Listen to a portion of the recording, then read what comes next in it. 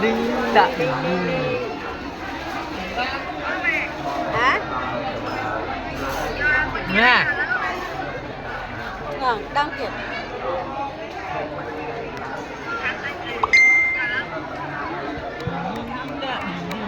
đang ban đây kịp mới một cái đôi chèn mà Đây ạ. cá thì vui gì đi à không mới đã biết rồi chơi gì giờ thằng Thao mới Mình cho em một tấm hỏi.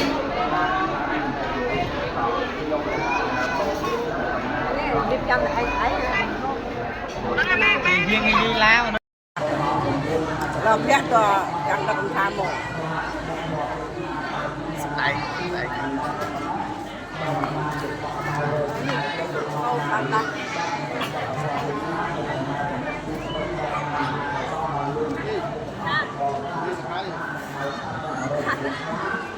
chặt tập prơ chặt tập prơ